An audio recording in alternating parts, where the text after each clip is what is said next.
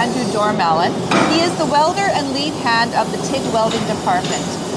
Andrew's going to tell us a little bit about his job and maybe what you can share with students. So. Sure, yeah. So I'm the lead hand here in the TIG department.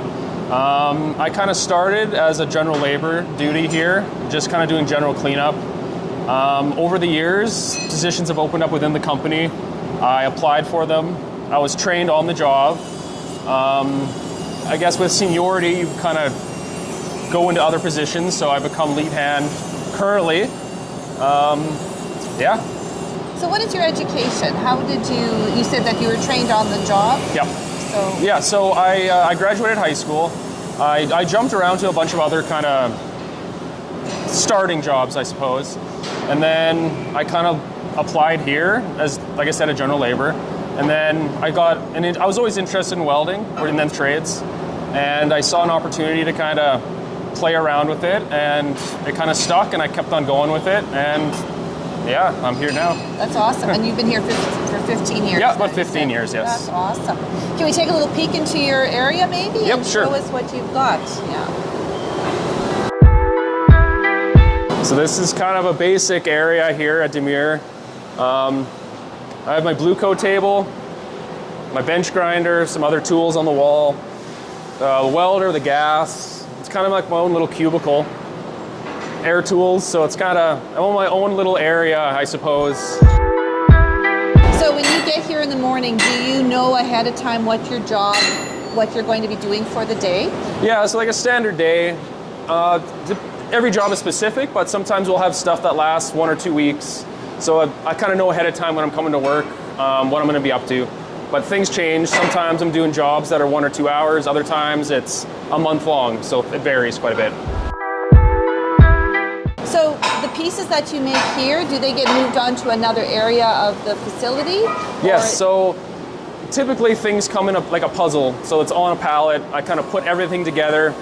Out here actually is a completed part. So all this stuff would come to me just as per piece, and you're kind of just fitting it all together like a puzzle. So take us down maybe the rest of the area here and what you can share with us as far as maybe some of the other departments or the other jobs that are going on here. Sure, so yeah, you can see we're kind of in different bays or little cubicles, so we're kind of all lined up, separated a little bit. A lot of the time we'll collaborate with other employees in the area, so it's multiple people working on the same thing. So these are all TIG weldings jobs? Yeah, this whole area, it's separated from the other welding. It has to be a little cleaner.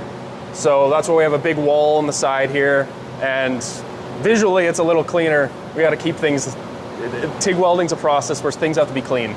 So maybe that's a question that students would want to know. What is the difference between a TIG welder and the MIG, for instance? So yeah, TIG welding, it's less automated. So you're controlling the heat with your foot, so it's like a pedal, and you're actually manually dabbing with your hand. So you're holding one hand with the torch, the other hand with the filler rod. Okay. And you're it's all coming together and you're doing little ripples, I guess. Nice. With MIG welding, or stick welding, it's a lot more automated, so it's a wire spool kind of feeding it automatically. But yeah, here's an example of like stuff comes like this. It's all separated. So it's kind of like the it's stuff. It's all machined already. It's ready to be all put together. Yeah, and here's something in like mid-stage. Yeah. Kind of halfway done. So it really is just like a big Lego or a puzzle. Yeah, literally, you're kind of just putting it all together, I guess, from the other departments. So there's a lot of collaboration between different departments in especially a building like this, I guess. Right. So how many employees are in this particular area? What would you be working with? So it's probably about 7 right now, but again, it fluctuates with work. Supply and demand. Yes. Probably, yeah, for sure. Awesome. So what are some of the rewards of this department? For me personally, it's a lot of like I guess you're kind of connected to the part, I guess, because you're building it by hand. It's also very, for myself, it's kind of like artsy a little bit of like you're hand building everything. The welds you're putting in are by hand, and you can visually see kind of how you built the part. Yeah. I wish there was an example. So like this, you can see the weld, you can see the dabs and how fast you're moving. It's all hand controlled. Oh, amazing. So you kind of, yeah, I kind of like making everything nice and perfect, I suppose. Yeah. Everything nice and even, symmetrical. So yeah, I guess that's where I get the art stuff from it. Anyway. Yeah. What are some of the challenges? You talked about the rewards. This is, you know, if a student was watching this and they were wondering, well, what's, I wouldn't say the downside, but what are some of the things that you know, the challenges of the job? Challenges, I guess it's a lot of, it can be trial and error a lot of the times. So you will screw up, or something might not work out the way you intended it to go. And then it's just fixing mistakes or trial and error. It is very easy. It is easy to kind of learn the basics of TIG welding, but then to master it with anything, any trade, it kind of takes a little longer. And practice. Yeah, so it's a little tweaking, and that can be frustrating for some people, but as long as you stick with it and kind of keep doing it, I think it's very rewarding, I guess, to follow through and complete it, I guess.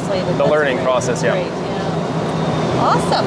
Well, thank you so much for sharing this space with you and giving us some an insight into the TIG welding program. Thank you so much. Yeah, no worries.